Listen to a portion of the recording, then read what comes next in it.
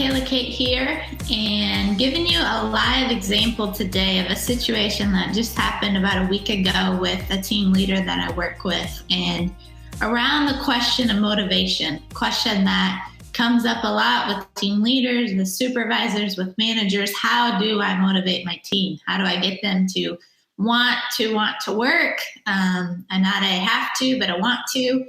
And the team leader said, I want you to meet with my team, and I want you, without me in the room, to find out what motivates them. I said, okay, I'll do that, because he wanted to see if they would give me some real and raw answers without him in the room. And so I said, okay, I don't think it'll work. I'll explain later, but I'll go ahead and do that. So I met with his team. And I said, okay, what motivates you? What gets you out of bed in the morning? What keeps you coming to work, etc. And it was the classic answers of I want to improve myself. I want to provide for my family. I want to grow and get better.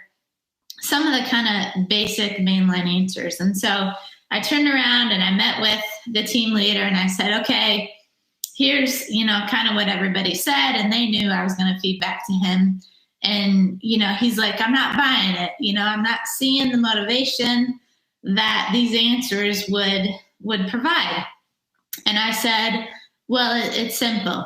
Motivation is simply the greatest motivator is often knowing that your manager cares and knowing that the person that you work for has your back, that they show up for you just as much as they show up for the paycheck.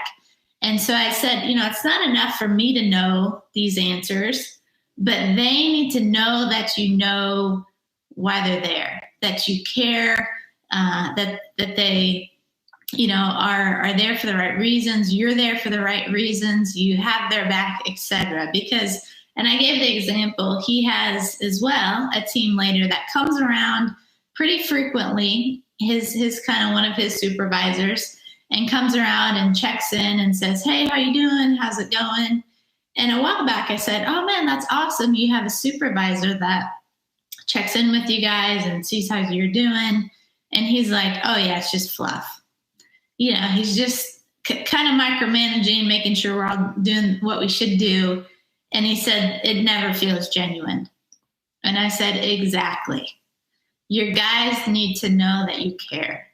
And we can all discern when it's genuine and when it's not. And I said, so when I just had that session with your team and I said, okay, guys, tell me what motivates you. And I gave you the information.